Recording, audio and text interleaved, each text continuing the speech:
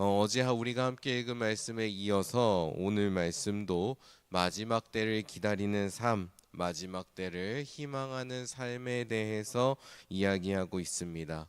어제는 우리가 마지막 때를 그릇되게 잘 준비하지 못하는 삶, 하나님의 심판 아래 놓인 삶의 모습에 대해서 살펴보았습니다. 하나님을 떠나서 자기만을 사랑하는 삶, 자기 중심적인 삶은 결국 참된 진리를 아는데 실패하는 삶이고, 그리고 아무리 경건해 보여도 그 경건의 능력은 지닐 수 없는 삶이며, 결국 하나님 앞에서 그 어리석음이 낱낱이 드러날 것이다. 만천하에 드러날 것이다. 그렇게 말씀했습니다. 자, 그렇다면 우리는 어떻게 마지막 때를 기다리면서 살아가야 할까요? 우리가 10절부터 이어지는 말씀을 보면 이 말씀에서 이 질문에 대해서 우리가 어떻게 살아가야 되는지에 대해서 답을 주고 있음을 볼 수 있습니다. 오늘 말씀을 함께 묵상하면서 우리가 날마다 하나님 앞에 서서 하나님 나라를 향해 나아가는 귀한 성도들이 될 수 있기를 소망합니다. 먼저 사도 바울은 마지막 때를 기다리는 성도의 삶 앞에 무엇이 놓여 있는지 그것을 우리가 염두에 둬야 된다라고 알려줍니다. 10절부터 12절의 말씀을 보십시오. 나의 교훈과 행실과 의향과 믿음과 오래 참음과 사랑과 인내와 핍박과 고난과 또한 안디옥과 이고니온과 루스드라에서 당한 일과 어떠한 핍박받은 것을 내가 과연 보고 알았거니와 주께서 이 모든 것 가운데서 나를 건지셨느니라. 무릇 그리스도 예수 안에서 경건하게 살고자 하는 자는 핍박을 받으리라. 아멘. 사도 바울은 예수님을 믿고 그분의 말씀에 순종해서 살아가는 사람, 하나님을 의지하면서 믿음의 인내를 갖고 살아가는 사람에게는 반드시 핍박이 찾아온다라고 말합니다. 우리 어두운 방에 있다고 한번 생각해 보시기 바랍니다. 이 어두운 방에 있는데 거기서 한 줄기의 빛이 스며들어 온다고 생각을 해 보시죠. 빛이 비치면 어떻게 되겠습니까? 그 빛이 스며들어 오는 만큼은 밝아집니다. 하지만 그 빛이 스며들어 오는 만큼 그 반대편은 더욱더 어둡다는 것이 부각이 되지요. 영화나 드라마에서도 어떤 악인이 마음을 고쳐먹고 선하게 살고자, 좀 이제 사람답게 살고자 노력하면 꼭 상황이 어그러지거나 주변의 유혹이나 핍박이 다가오는 그런 이야기들을 보신 적이 있을 겁니다. 그런 일들로 인해서 제대로 살고자 했던 그 마음이 결심이 흔들리는 경우도 있지요. 마찬가지로 우리가 참 진리인 예수님을 믿고 그분의 도를 따를 때 우리는 거센 저항을 마주하게 됩니다. 바울의 시대에는 그것이 직접적인 박해로 다가왔다면 오늘날에는 어떨까요? 아마도 오늘날에는 여러 손가락질이나 조롱, 미움으로 다가오지 않나 생각해 봅니다. 특히 오늘날처럼 기독교가 특정 사상을 계속 옹호하려고 하고, 그리고 그것을 좀 극단적으로 이렇게 표출하려는 모습을 보이는 요즘에는 아마 기독교인이란 이유만으로도 이런저런 비판이나 비난 아래 놓이기가 쉬운 상황이 되는 것 같습니다. 하지만 사도 바울은 우리가 그리스도인으로 살아갈 때 이런저런 핍박과 조롱이 있다는 것을 마음에 꼭 명심해 두어라 라고 말씀합니다. 물론 지금 우리가 받는 조롱이 우리 스스로가 만들어낸 것은 분명한 것 같습니다. 우리가 제대로 분별하지 못하고 잘못된 것이 무엇인지를 이야기하지 못하고 그렇게 살아오면서 우리 스스로를 돌아보지 못했던 것들이 쌓여서 지금의 기독교의 교회의 이미지가 되지 않았나 그렇게 생각이 되기 때문이죠. 하지만 사도 바울은 그럼에도 불구하고 우리가 그리스도인으로 살아가야 된다. 이런 상황 가운데에서도 그 모든 것들을 감내하고 그리스도인으로 살고자 마음을 다지고 또 다져야 된다라고 말씀을 합니다. 오히려 이러한 상황일수록 정말 제대로 예수 믿는 사람의 삶이 무엇인지, 그러한 조롱과 핍박 속에서도 묵묵하게 예수의 말씀을 따르고 실천하는 삶이 무엇인지 보여주어야 한다라고 말씀하는 거죠. 이러한 상황일수록 제대로 된 그리스도인의 삶을 살아내는 성도들이 필요합니다. 그런 성도들이 있을 때 그 모습을 통해서 참된 진리, 참된 빛이 드러난다는 것입니다. 우리가 그것을 기억하면서 오늘날에도 우리의 삶에도 희망을 가져야 하겠습니다. 이어지는 14절에서 17절의 말씀은 그리스도인답게 살아가려면 우리가 이런 어두운 상황 가운데서도 그리스도인답게 살아가야 되는데 그 삶을 살아내려면 어떻게 해야 하는지를 그 구체적으로 이야기해 주고 있습니다. 14절부터 17절 말씀입니다. 너는 배우고 확신한 일에 거하라. 내가 네게서 배운 것을 알며 또 내가 어려서부터 성경을 알았나니 성경은 능히 너로 하여금 그리스도 예수 안에 있는 믿음으로 말미암아 구원에 이르는 지혜가 있게 하느니라. 모든 성경은 하나님의 감동으로 된 것으로 교훈과 책망과 바르게 함과 의로 교육하기에 유익하니 이는 하나님의 사람으로 온전케 하며 모든 선한 일을 행하기에 온전케 하려 함이니라. 아멘. 자, 먼저 우리는 마지막 때를 기다리면서 어떻게 그리스도인답게 살 수 있습니까? 먼저 배우고 확신한 일에 거해야 합니다. 그 어떤 성도도 나 홀로 깨달음을 얻는 성도는 없습니다. 나 홀로 하나님을 만나는 성도는 없습니다. 우리는 모두 우리 믿음의 선배들이 전해준 증언과 우리 믿음의 선배들이 가르쳐준 가르침을 따라서 예수님을 믿고 예수님을 따르게 됩니다. 즉 유구한 교회가 전해오던 그 가르침과 전통과 믿음의 고백 위에서 우리는 예수님을 고백하고 믿고 예수님께 순종하게 된다는 것이지요. 이러한 전통에서 떠날 때 우리의 신앙은 자기 마음대로 복음을 이리저리 바꾸어내고 왜곡하는 그런 편집을 해버리는 모습을 보여주기 시작을 합니다. 기준이 없어졌기 때문이죠. 기준이 없기 때문에 성경을 자기 마음대로 읽기 시작하고요. 자기 마음대로 읽기 시작하다 보니까 자연스럽게 그 안에 자기의 욕망이나 생각을 투영하게 됩니다. 그렇게 하다 보면 결국에는 우리가 어제 이야기했던 하나님에게서 떠나 자기를 중심에 두고 살아가는 사람, 그 사람으로 돌아가게 되는 것이죠.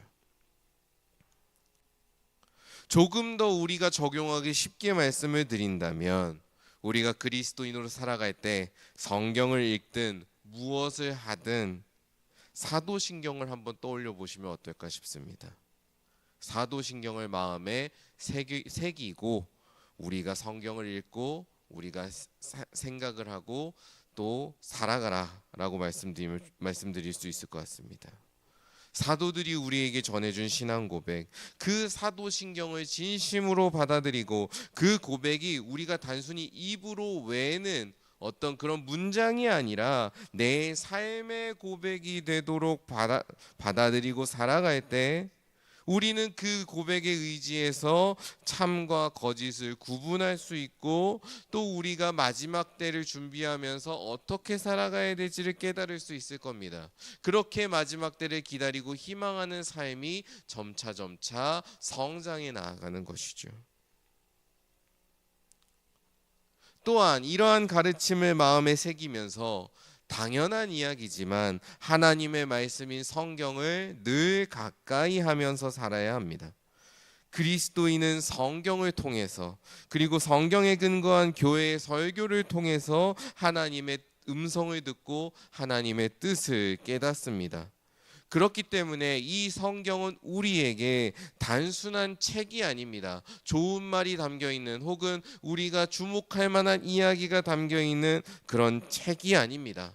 성경은 하나님의 감동으로 우리에게 주어진 하나님의 말씀이고 하나님께서 우리를 만나주시는 통로입니다.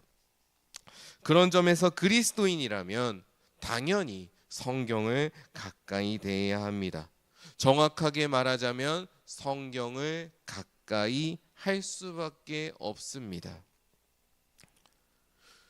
우리가 누군가를 사랑한다면서 그 사람의 말을 듣지 않는다면 그 사랑이 참되다고 말할 수 있을까요? 정말 그를 사랑한다고 말할 수 있을까요? 아마 그럴 수 없을 겁니다.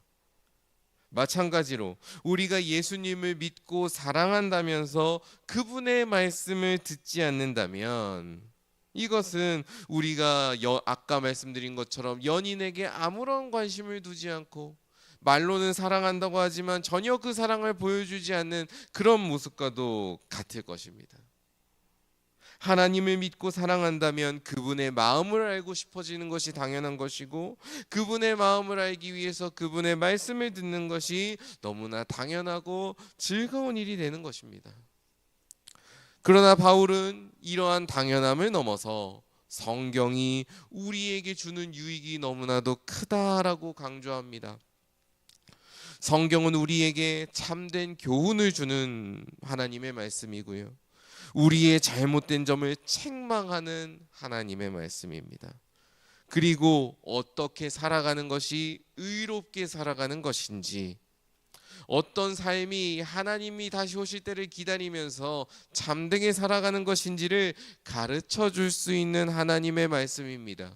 그래서 이 하나님의 말씀 성경은 온전한 하나님의 사람이 될 수 있도록 우리를 가르쳐주고 성장시켜주고요, 우리가 선한 일을 행할 수 있는 힘을 준다라고 말씀을 합니다.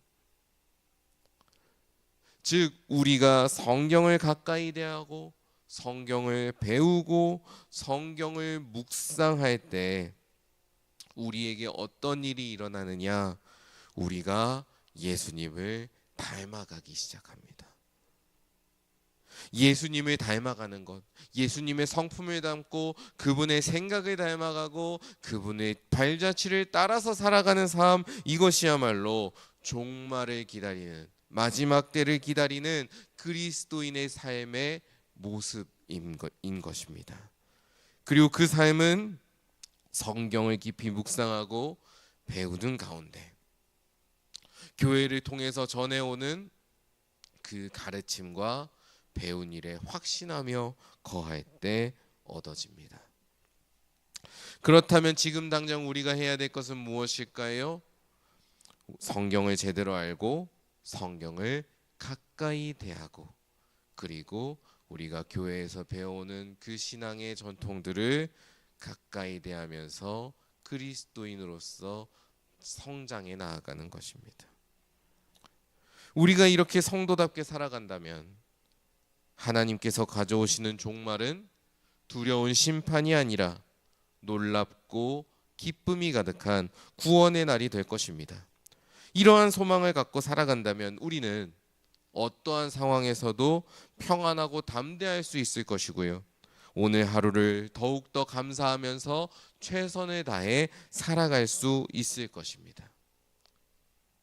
새로운 하루, 우리에게 이러한 믿음과 삶이 있기를 소망합니다.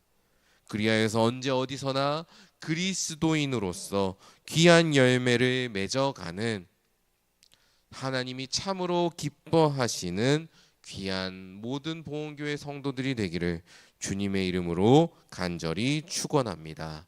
함께 기도하겠습니다.